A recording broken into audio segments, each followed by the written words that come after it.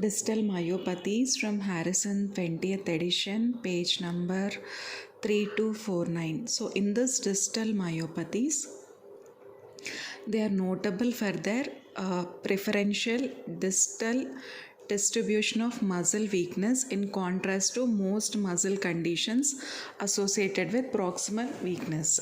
So, the distal myopathies, or in distal myopathy, what will be there? There will be distal distribution of muscle weakness. So we will just see what are the distal myopathies which are mentioned in 4415. So the distal myopathies include Waylander distal myopathy, tibial muscular dystrophy, and Marcus-Berry-Griggs distal myopathy. Then we can remember Williams myopathy and Miyoshi myopathy. Waylander distal myopathy, tibial muscular dystrophy, Marcus-Berry-Griggs distal myopathy. Waylander distal myopathy, tibial muscular dystrophy, Marcus-Berry-Griggs distal myopathy. So in this distal myopathies, so the clinical features of this distal myopathies, Waylander, Wood and Marcus-Berry-Griggs type distal myopathies are all late onset. So Waylander, Wood and Marcus-Berry-Griggs type distal myopathies are all late onset. Waylander, Wood and Marcus-Berry are all late onset myopathies. They are dominantly inherited disorder of distal limb muscles, usually begin after the age of 40 years. So what is the age group? So all these distal myopathies, Waylander, Wood and Marcus-Berry-Griggs type, are all late onset, that is beginning after the age of 40 years. They are dominantly inherited disorders. Waylander distal myopathy, it involves the wrist and finger extensors. So Waylander, coming to Waylander distal myopathy. So this Waylander distal myopathy, it preferentially involves the wrist and finger extensors, not flexors, finger extensors, and it involves the wrist. And whereas other distal myopathies are associated with anterior tibial weakness leading to progressive foot drop. Okay, Waylander is associated with preferentially the hand, wrist and finger extensors, whereas the others are associated with anterior tibial weakness leading to progressive foot drop. Lang distal myopathy, it is also dominantly inherited disorder heralded by tibial weakness.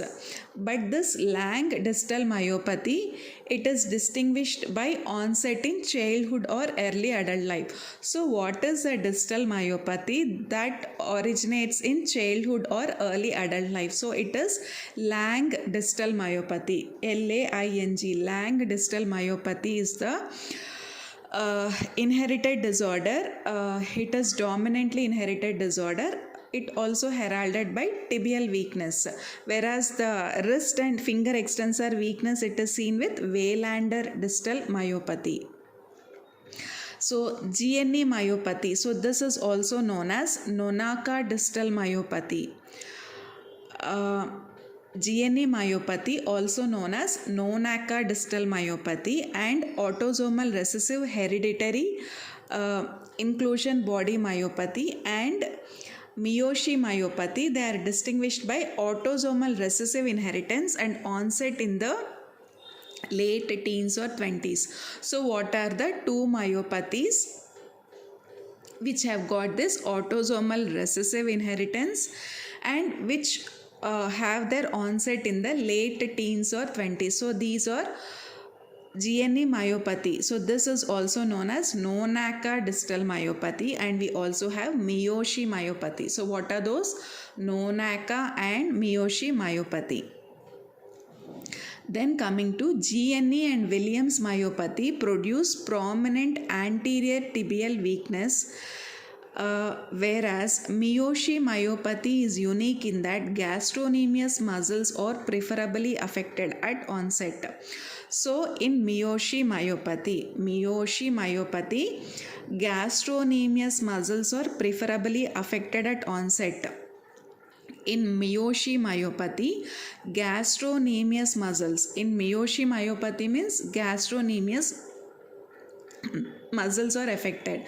Autosomal recessive myopathies are Miyoshi myopathy and Nonaka distal myopathy. Autosomal recessive myopathies are Miyoshi myopathy and Nonaka distal myopathy.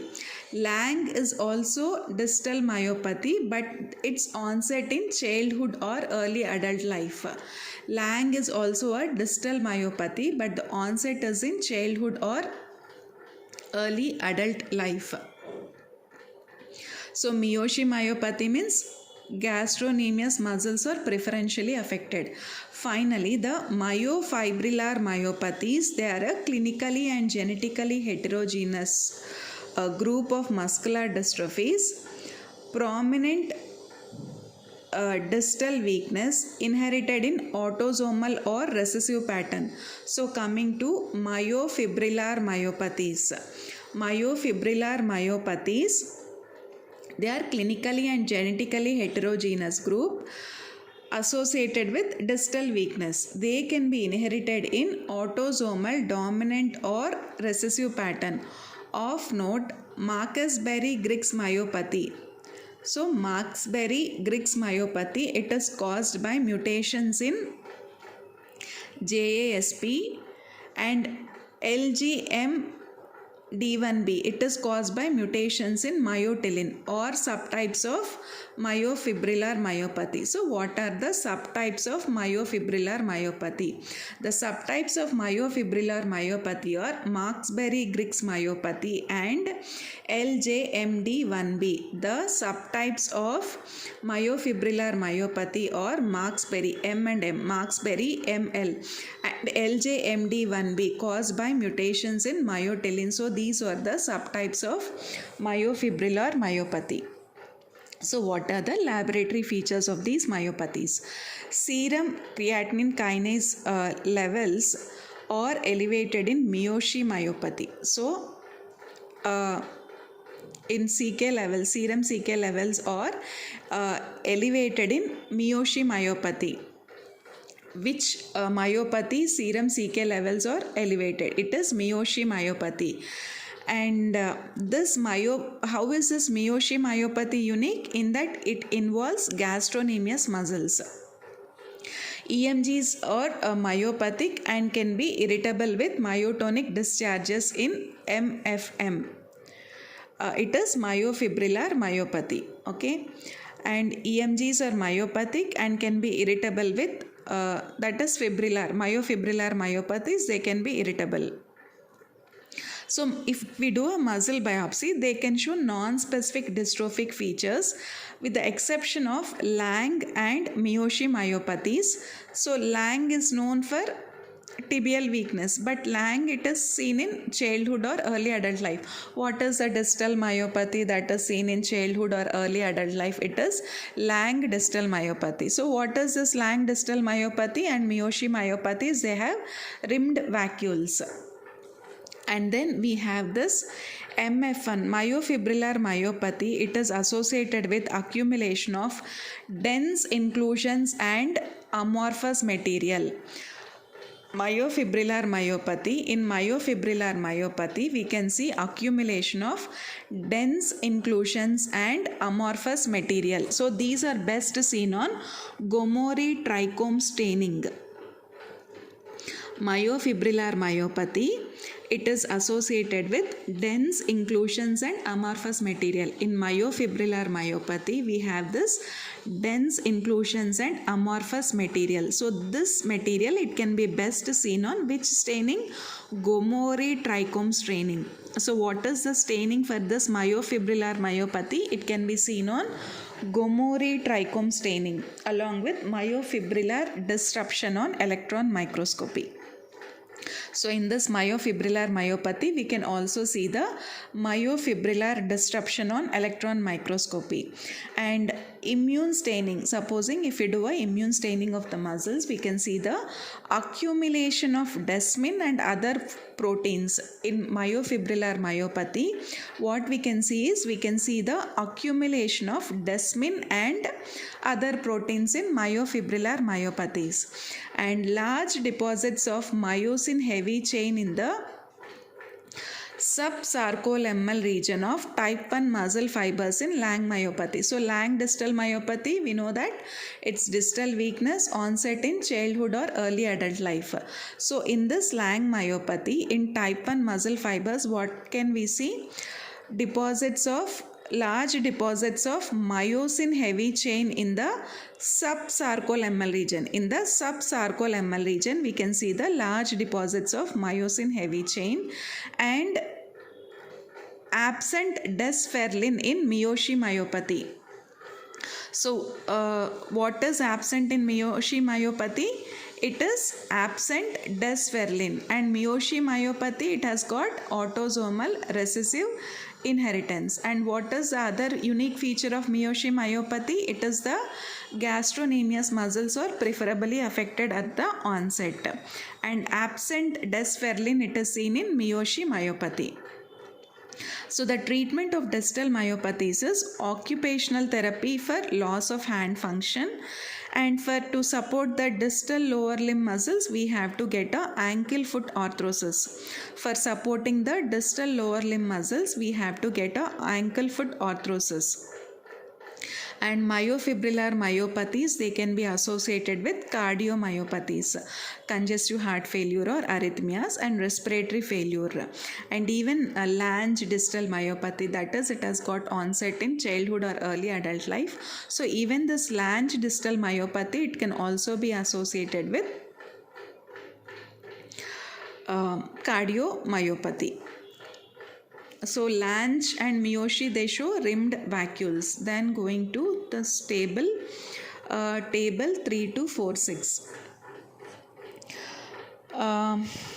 So we have this important myopathy. It is Miyoshi myopathy. In Miyoshi myopathy, onset in second to third decade, and lower extremity weakness in posterior compartment muscles will be there, and progression leads to weakness in other muscle groups. So what is the inheritance pattern? It is autosomal recessive. So what are the two myopathies which are autosomally recessive? Those are GNE myopathy and Miyoshi myopathy. In Miyoshi myopathy, there is absent desferlin. Then coming to Waylander distal myopathy. So first is weakness begins in the hand. So what is the myopathy where weakness is beginning in the hands? It is Waylander distal myopathy, and in Waylander distal myopathy also we can see the rimmed vacuoles. Even in Waylander myopathy we can see the rimmed vacuoles.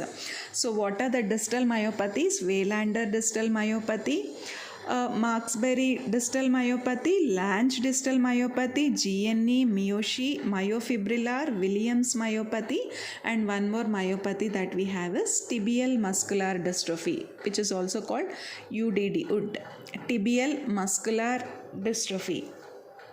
So all these are distal myopathies. So in distal myopathies, we have Waylander, Wood and Marksbury-Griggs type. All are late onset. So all these, what are late onset distal myopathies? Waylander, Wood, Marksbury-Griggs.